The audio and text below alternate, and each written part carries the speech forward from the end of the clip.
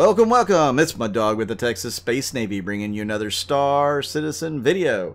And today's video is going to be a fun one. We're going to talk about the upcoming IAE, that's the Intergalactic Aerospace Expo of 2950. Many people have been looking forward to this for a long time. I'm talking since last year, kind of long time.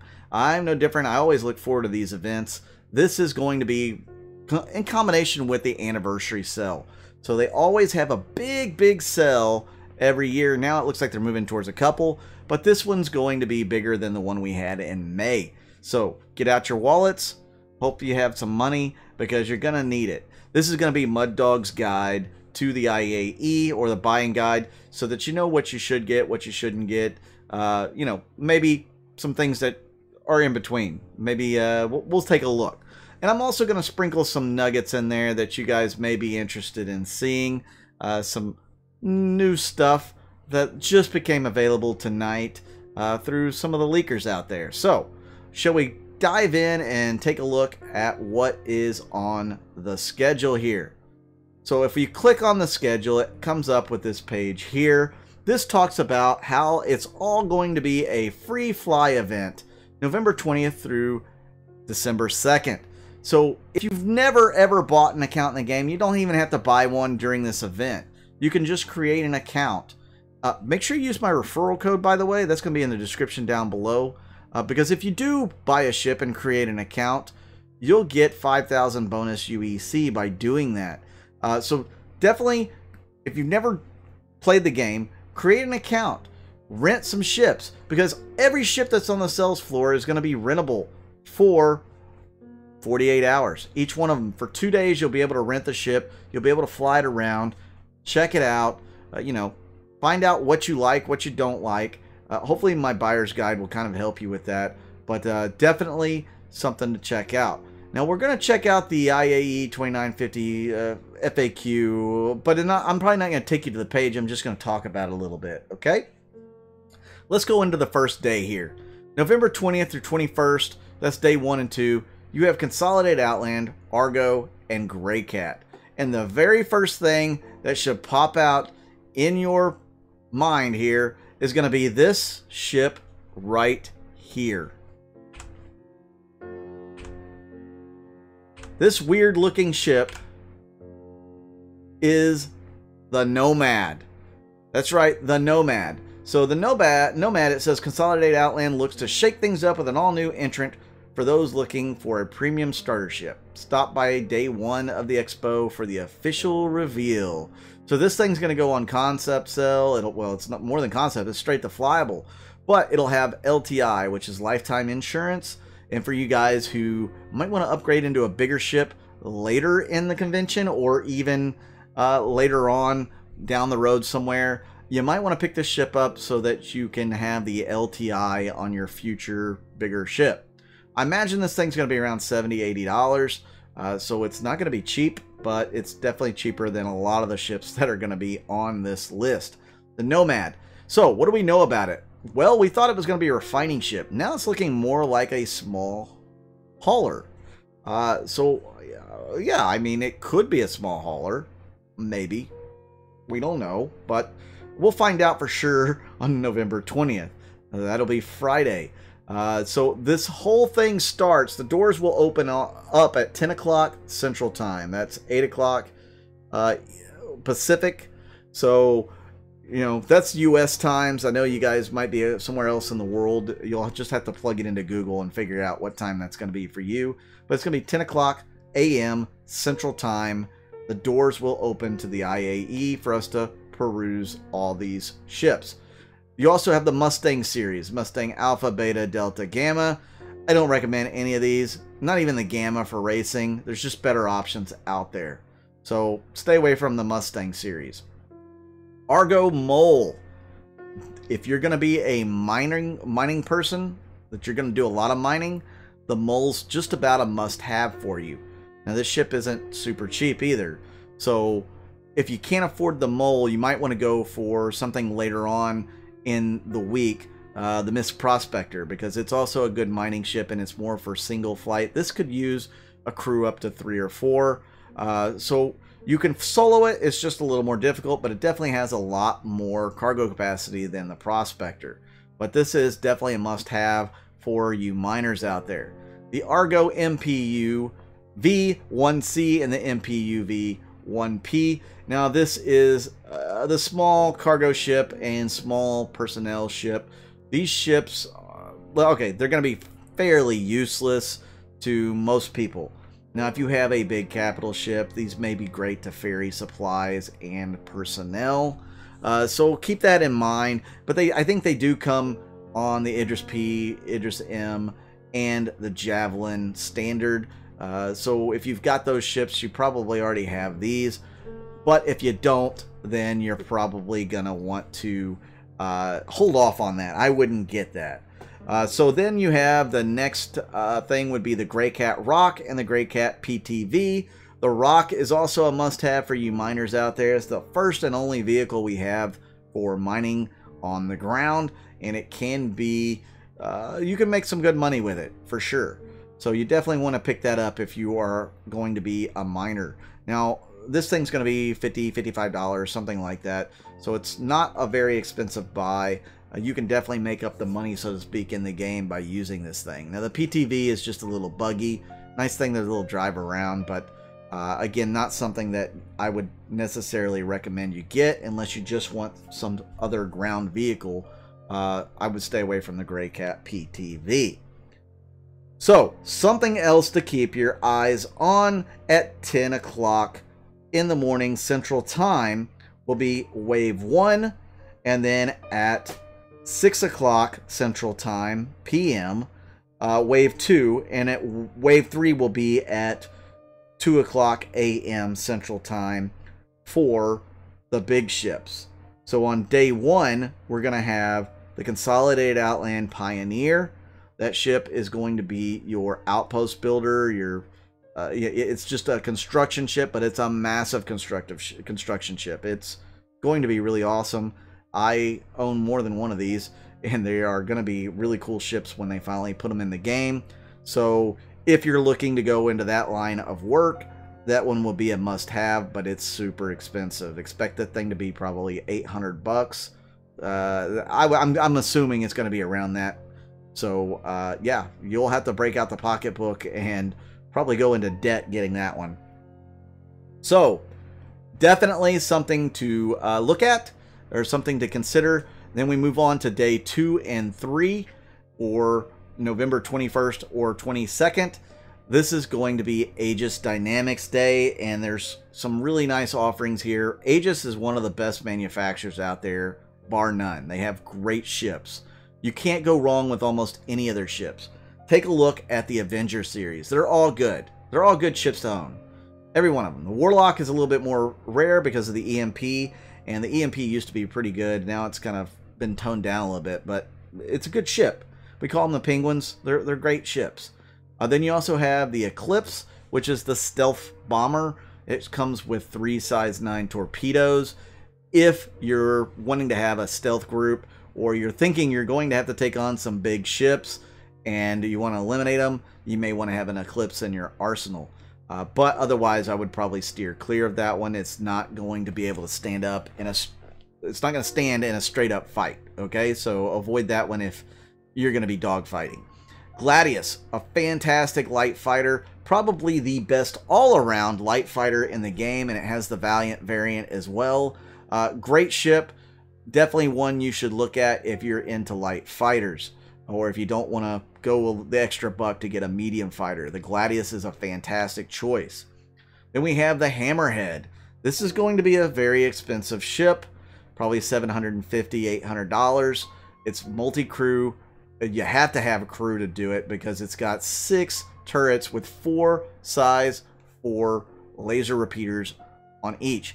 So you definitely are going to want to have a crew for this ship. It can put down a ton of firepower that's against any other space-based smaller ships. Anything that's not a capital ship, the Hammerhead is going to do some serious work on.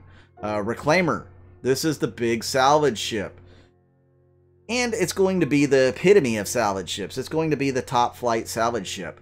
So if you're into salvage, this ship is for you. This thing reminds me so much of the Nostromo from Alien movie, especially with the kitchen table that it has. I think it's going to have to get a little bit more polished down the road, especially when they actually put in the mechanics. But this is a really cool ship, and it's massive. Massive ship. This thing's probably going to be $500–600. So again, that one's a pretty heavy price on the wallet. Retaliator Bomber. This is a multi-crew, long-range, anti-capital ship bomber, as it says right there. It is pretty devastating in the right hands, but you definitely want to have a crew manning all of those turrets, because that makes a huge difference when you have to encounter fighters. This thing's not going to hold up against sustained fire against fighters unless you're able to pump it back. It does come equipped with a bunch of size 9 torpedoes. This is going to be the mainstay of any fleet that plans on taking on capital ships. You will have to have several of these bombers in the fleet in order to take them on. So it's a must-have if that's the kind of work you're going into. Otherwise, probably want to stay away. Saber, a great medium fighter. It's stealthy, it's sleek, it flies really nice, and it packs a punch. It's got 4 size 3s on it. A fantastic ship. The Saber Comet is another edition of it. Really good ship. Definitely a good medium fighter choice between this and the Anvil Hornet, which comes out the next day. But definitely one to keep an eye out. Maybe one you might want to pick up. Vanguard Harbinger, Hoplite, Sentinel, and Warden. Vanguard series are very powerful, heavier fighters, heavier bombers. They're designed to take a wallop. You know, they're just supposed to be able to survive a lot of damage and still limp back home. I have a Vanguard with all the battlefield upgrade kits that can switch between these. I have a Hoplite. These are great ships to own. They have they started out weak. They got better, and now they're kind of depends on the loadout you have for them. It's something to do with just the 4 size 2 nose guns that you can't do anything with other than fire straight. It doesn't complement the size 5 mount all that well. And it does have room for a turret gunner. So I think in the right hands, this could be a really devastating ship. But should you buy it? I'm on the fence on this one. You know, if you just want a heavy fighter, sure, why not? But otherwise, you probably want to avoid these ships. So what else?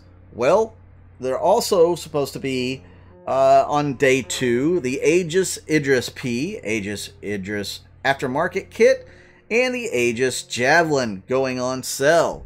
So you definitely want to have your pocketbooks ready for that one. If you haven't picked up your Idris, you haven't picked up your Javelin, these are going to be the biggest 2-player ownable ships in the game, more or less. Well, I should say fighting capable player-owned ships, because there are other ships that are probably bigger, but they're not really based for fighting. They have different purposes. So definitely want to be ready for that on day 2. That's the big spender day, because those ships are going to cost a fortune. Expect the Javelin to go for $2,500 to $3,000 a pop. And there's probably only going to be about 50 available in each wave. So definitely be ready to play the F5 war game. Okay? You need to be ready. At each of those wave times, again, it's 10 o'clock Central, 6 o'clock p.m. Central, and then 2 o'clock a.m. Central. So day 3 and 4, we move on to Anvil Aerospace. There's the Arrow. Great little light fighter, very maneuverable, highly maneuverable, more maneuverable than the Gladius, but it doesn't take quite a big of a punch as the Gladius, so you will need to be careful if you get an Arrow and pick your fights wisely. But this thing can be stealthy, it's super agile, and it has a decent firepower. The Ballista is a ground vehicle. It's got torpedoes and missiles on it. It's designed as anti-air, and you probably want to avoid it right now. It's probably not going to be worth what you're going to pay for it right now. Arrow, like you get, I'd probably go with the Gladius over the Arrow, but a lot of people love the Arrow over the Gladius, so you could go either way. C8x Pisces. Okay, this is the runabout for your Carrack. Okay, if you get a Carrack, you get a Pisces for free in it, usually. This thing is probably the best ship to jump around the system. It's got great range for the size. It can carry 3 passengers in seats and quite a few without seats, but they might get thrown around a little bit. You could carry a little cargo in it. This thing is great. It's a great buy for the price. So if you were looking to get into the game, get the starter pack with the C8x Pisces. It's probably the most versatile starter pack. I mean, it gives you good range. You can have multiple people in there. You can carry cargo. It can have 4 lasers, but, you know, it's not necessarily made for fighting. But definitely a nice starting ship to have, and it'll get you around. Then you have the Carrack. The Carrack is the explorer ship of your dreams. This thing is the biggest explorer that they have in game. It's the in-game explorer, and it looks great. It's a fantastic ship. You definitely want a crew for it. This is going to be for long hauls. It's going to have plenty of armor and decent firepower for an exploring ship. So if you're into exploration, this is the ship you want. But it is going to come with a big price tag, something like $500. So you're going to have to spend good money on this thing in order to get it. I think it's like $500 to $600. So yeah, it's going to be pricey. Medium fighter, the F7C, F7C Wildfire, F7C-M Super Hornet, F7C-R Tracker, and the F7C-S Ghost. Okay, so Super Hornet is the one that's worth the most out of this. It is a nasty fighter. Those others are good too. The Tracker is going to be great for your picket ship, for your ship to pick out all the enemies that are coming in from range. You can put this thing out in front and it'll be able to track or scan ahead of your fleet. Great little ship for that, and it can still fight. So keep that in mind. The Ghost is the stealthy Hornet, and the thing actually works as a stealth ship. So if you're into stealth gameplay, you might want to have a Ghost. But again, the Super Hornet's the nastiest of the bunch, and one that I would definitely recommend. The Wildfire is pretty awesome too, because it's got a pretty good loadout on it. Let's move on to the Gladiator. I know this video is 17.5 minutes in already. I'm trying to get through it for you guys. I hope you get something out of it. The Gladiator is a bomber, but it's going to be a carrier-based bomber. You're not going to want to try to fly this thing all over the system. You're just not going to make it very far. So let's yeah, let's say this is an avoid unless you have an Idris already, because an Idris or a Carrack or Kraken, sorry, you're not going to want the Gladiator unless you have that and you have people that can fly it. So I would stay away from the Gladiator. The Hawk, it's a little bounty hunter. It's got some EMP weapons. It's got a lot of weapons. It's got like 6 guns. Pretty neat little looking ship. I would probably avoid it unless you're a bounty hunter. So I'm going to put it right out there. Unless you are a bounty hunter, avoid this ship. Not going to be a good buy for you. Hurricane. They list it as a heavy fighter because it's got, 2 size 4s that the pilot uses and 4 size 3s that the turret operator uses. Now, this thing doesn't have a lot of defense, but it can pack a major punch. Unless you're going to do a lot of 2-person flying, avoid it like the plague until blades come out. Then this thing's going to be nasty. But avoid it for now. Terrapin, this is going to be a long-range sensor scanner. It's going to be recon, exploration. It's like an armored turtle, man. It's a really cool ship, but the sensor gameplay is not quite in effect yet. Not the way it should be. So you might want to avoid the money that you would spend on this one for now. You might want, if you're into scanning or, exploration, like small range exploration, it doesn't have a bed to log out in, so exploration's not ideal for it. But yeah, I would probably avoid this. Valkyrie is a heavy dropship. Really cool dropship.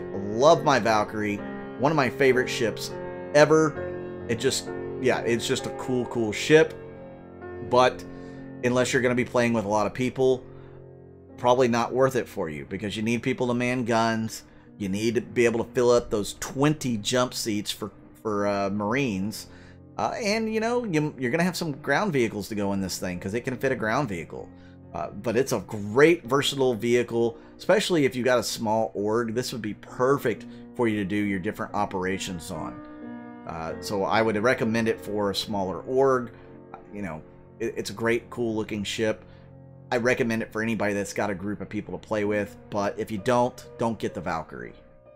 Let's move on to November 23rd and 24th. That's day 4 and 5.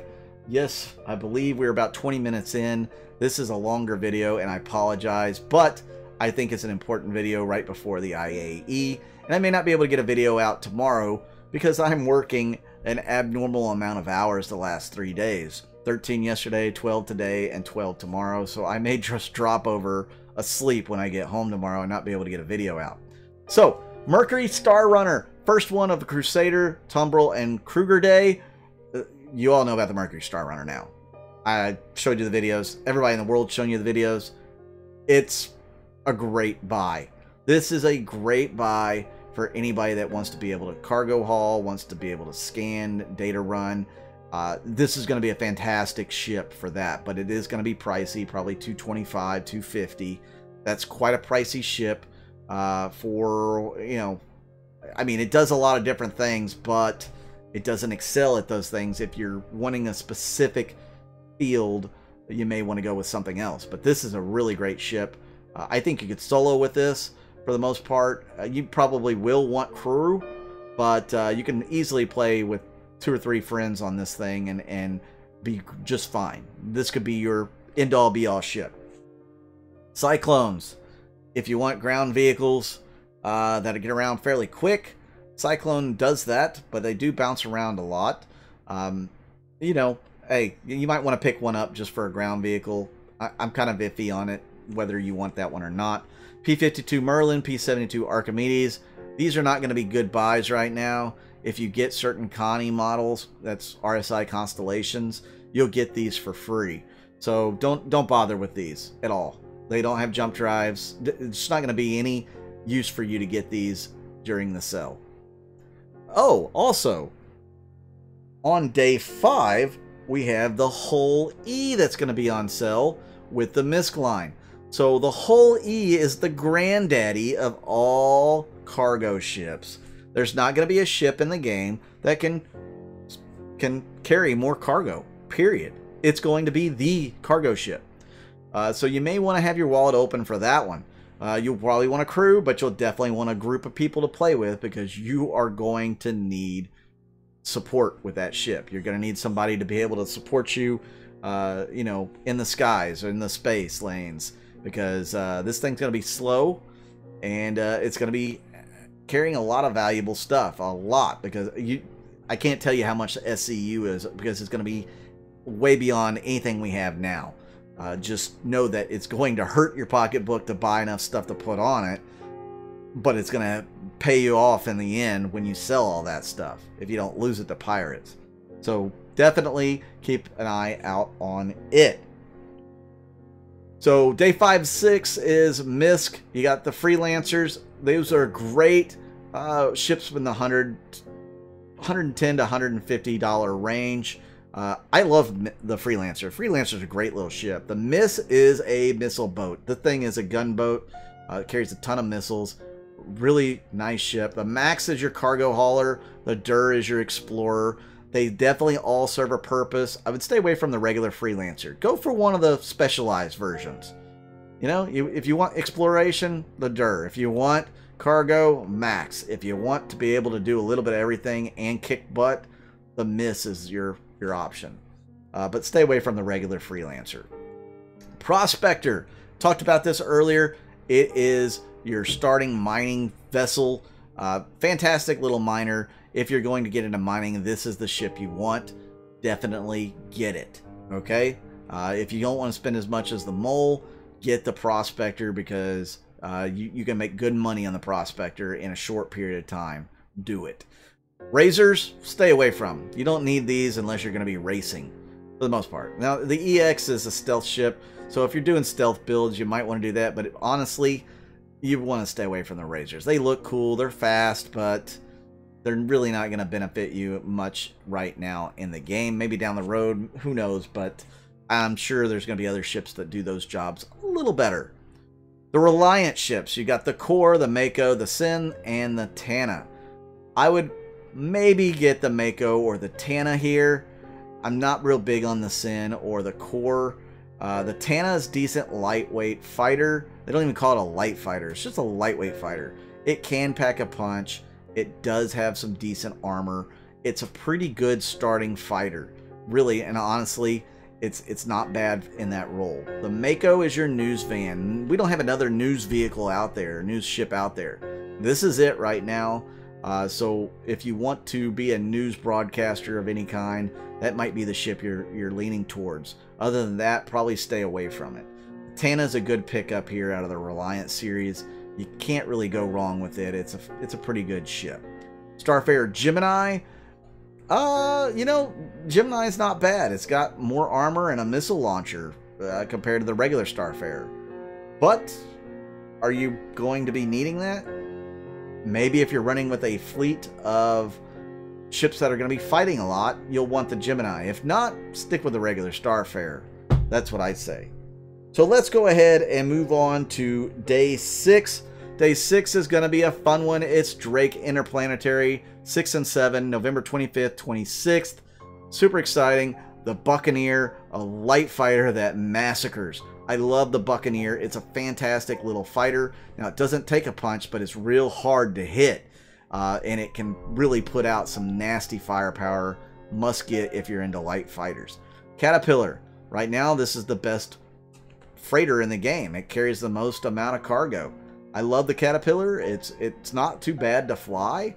Yeah, it's a nice ship. It carries good cargo, and in the future, it's going to have multiple modules. So you'll be able to change those out for different things. So that's definitely one to keep your eye on, especially if you are cargo carrying right now in the game. This is the epitome of it in the game at the moment. Cutlass Black, Cutlass Blue, and Cutlass Red. So Cutlass Black is a good all-around ship.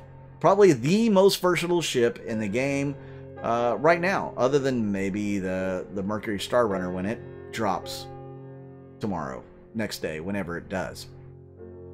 Probably the best buy is the Cutlass Black in the game right now. Best bang for the buck, without a doubt.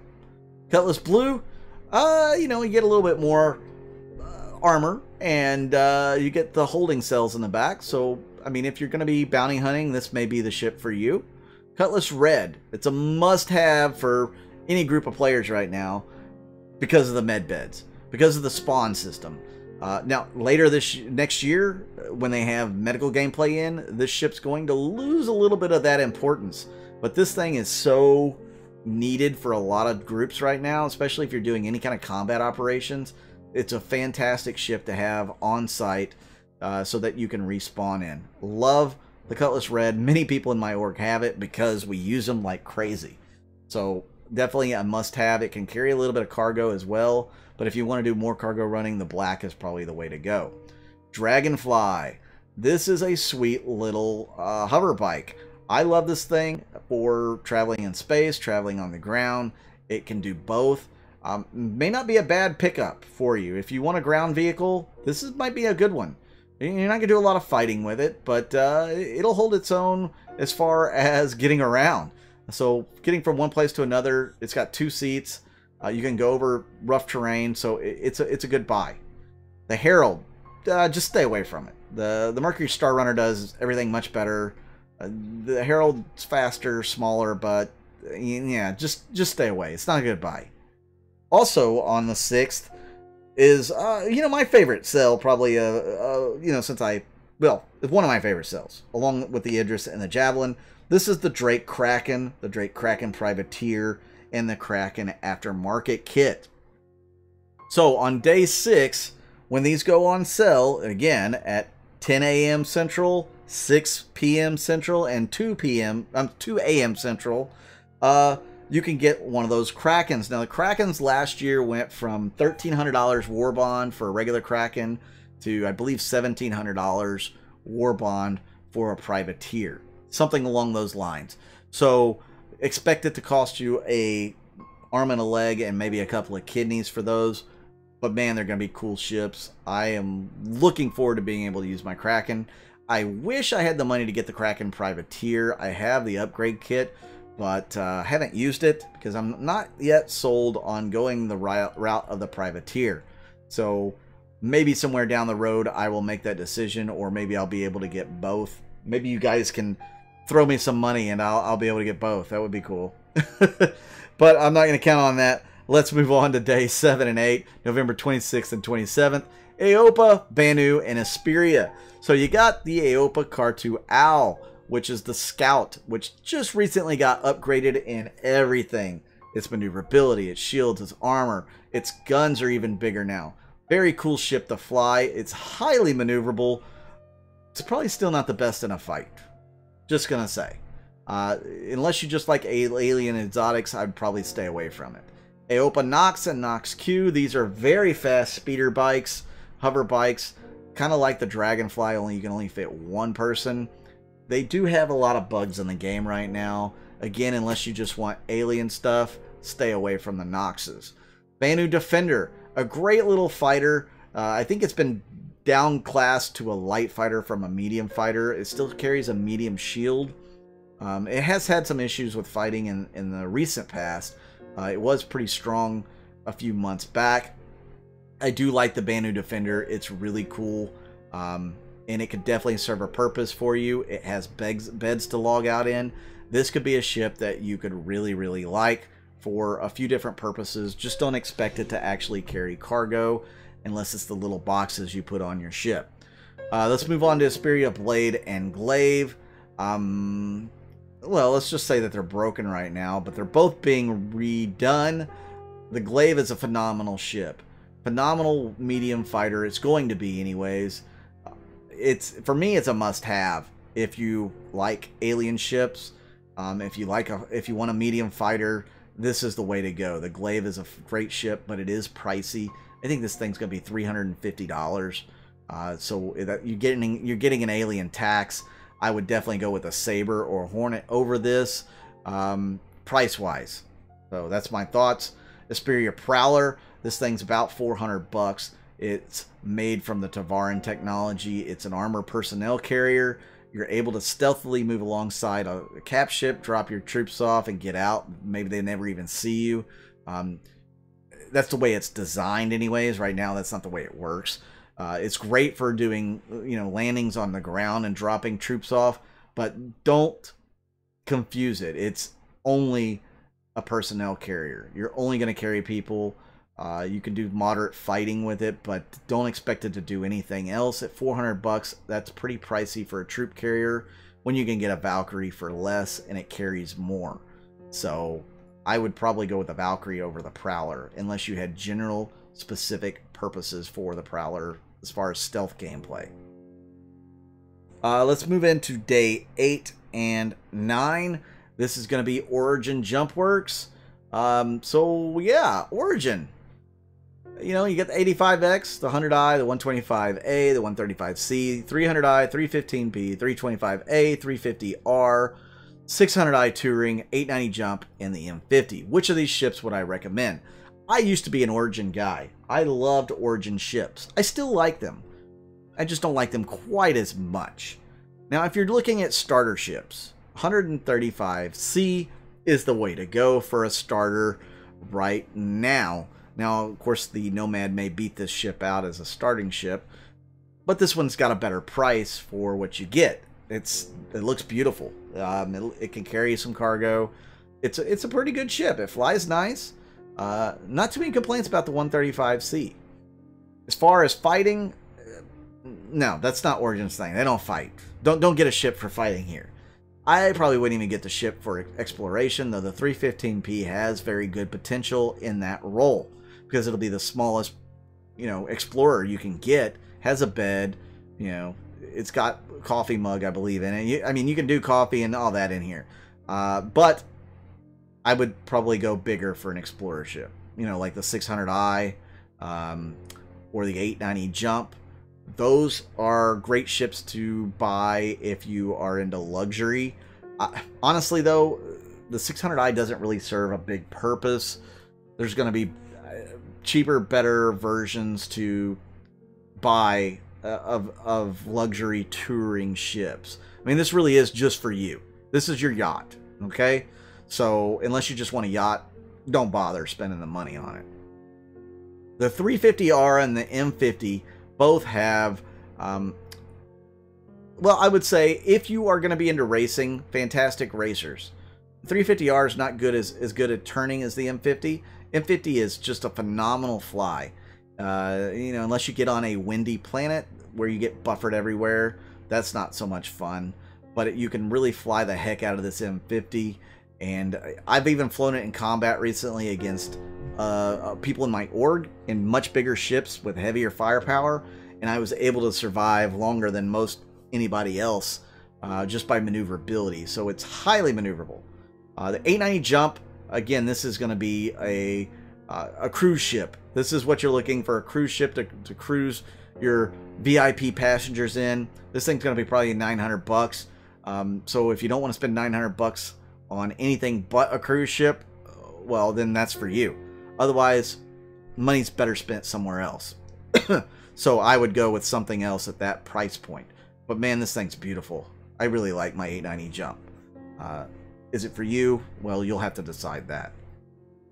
Also, on day 8, well, it's already in here. This is going to be a limited time ship, so you're only going to get a few opportunities to get this thing. So keep that in mind. So let's move to day 9 and 10. This is going to be closing the show out, well, other than the best in show. But November 28th, 29th, we have the Aurora CL, Aurora ES, Aurora LN, Aurora LX, Aurora MR. Don't bother. Don't bother with the Auroras. There's much better starting ships out there. Just don't do it. Unless you just only have 35, 45 bucks to spend, and that's all you can do. Then maybe get that and you can upgrade later. But yeah, don't get this ship. It's okay. It's just not great. I wouldn't get it. Constellation Andromeda, Aquila, and Phoenix. So the Phoenix is usually limited, so you only get a certain amount of hulls before they sell out of them. Fantastic luxury ship. I would get this probably over the 600i if I were you. It looks gorgeous and it has a good firepower, and you know, it's just a cool ship. It can carry a decent amount of passengers, got a decent bar in it. So yeah, this is probably the one I would get. If you want to explore, the Aquila is a great option for that. You can have a small crew for this. This is great for, you know, a small group of people to go out in the expanse of the verse and explore. I think this is probably going to be the best explorer for most people right here. You can't afford a Carrack or you don't want to go that big, this is the perfect ship to get, the Aquila. Then you also have the Andromeda, which is like a gunship for, it's a multi-role constellation. It's pretty good at everything, but these ships are going to have to be redone. They're just not great where they're at right now. For the price, you could probably pick up something you would enjoy more than these ships at the moment. That's my opinion. Mantis, I wouldn't bother. It's a quantum enforcer is what they call it. You can pull people out of quantum jumps. You can keep them from going into quantum. It can't take a hit worth anything, so you really have to fly it with other people, and it's really going to be mostly used by pirates right now.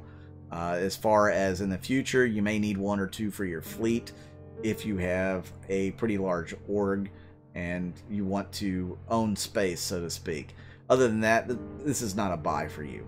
Ursa Rover, my favorite ground vehicle in the game. I mean, I do love the Dragonfly, but I think I like the Rover the most. The only problem is there's a lot of rocks out there, and this thing doesn't deal with rocks the best. It doesn't flip over as much as the Tumbril Cyclones, but it doesn't handle the rocks as well as a Dragonfly might. But this thing is a beast when it comes to fighting, carrying people. You could probably put a few boxes in it as well. So I love the Rover, and it could be a really good pickup if you need a ground vehicle. But make sure you have a ship it'll fit in, because it's pretty good sized. So, day 9. Along with these ships here, like the Phoenix, like I said, it's going to be limited time. You're also going to get the Polaris. They're going to put it on sale. It's going to be limited as well. So you're going to have to buy it quick. The Polaris is going to be your Corvette, you know, that fires off a bunch of crazy torpedoes. This thing's going to be taking out capital ships by itself like crazy.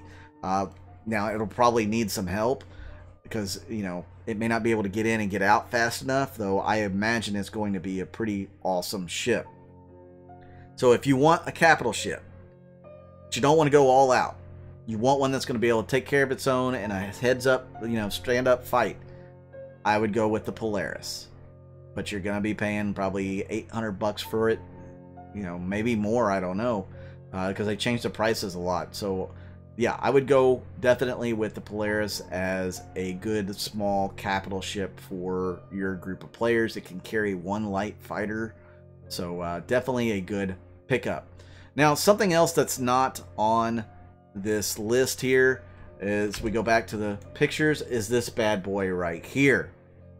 This is the Perseus. And the one in the middle is the Perseus compared to the Hammerhead in size. This thing is going to have a big, nasty, anti-capital ship guns on it. And of course, it's going to take out any fighters if you can hit them with the big guns too. And probably in one shot. So it's going to be pretty phenomenal. Thank you to Star Citizen Leaks for, you know, uncovering this and having people send this in. You can see it's got a massive turret in the front and underneath. And I do believe on the sides here, I think this is going to pop up and give you a couple more guns on each side that are going to be pretty devastating. You know, I don't know. We'll have to see what that actually is. I'm sure they'll talk about it. But I'm excited for this ship. This is the one that I'm really shooting for, that I hope I can get my hands on. And you can see there's an anti-air minigun at the top here, this turret. So really cool, really awesome. Again, I'm looking forward to this ship, and it's one that I'm going to want to pick up myself. So that leaves us with November 29th through December 2nd. That's day 10 through 13. It's the best in show ships. So the Eclipse, the Carrack, the Valkyrie, and the Cutlass Black all were best in show. They were the top 4 finalists in the, I guess, user tournament this year. And some really great ships. Can't go wrong with any of them. Well, the Eclipse, you know, that's more niche. So is the Valkyrie, really. But the Valkyrie can do more than the Eclipse, for sure. But yeah, you'll be able to get those ships. And if you buy them during that time, you get them with the best in show livery, the skin, the paint job. And if you already have these ships, you're going to get those liveries for free. So take a look, you know, look out for those on day 10 to come in. Pretty cool that they have this every year. I like it. Look out for Dax McCleary and his videos every day. Those are all cool. So what else are we going to see? Well, these are some special treats that we may not see at the IAE, but they're definitely out there. So this is the Talon with the arrow, as you can see. And this is the Hull A, I would imagine. It's a small little hull ship. It could be the B, but I think this is the Hull A. So this is going to be a fantastic little cargo hauler in the Hull series of ships. So guys, I know this video is almost 45 minutes long. It will be by the time I finish. I really do appreciate you watching all the way through. I hope you enjoyed it. Please leave a comment down below. What ship are you going to try to pick up during this sale? If it's not on this list, most likely it's not on the sale unless they have a surprise or two, which they always do. So, you know, don't fret if it's not on the list. It may still make it in to the sale. Thank you all for tuning in, watching the video. Please hit that like button. Hit that subscribe button if you've never subscribed. Thank you so much. Check out all the information in the description of the video. I'm Muddog with the Texas Space Navy, and I'll see you out in the verse.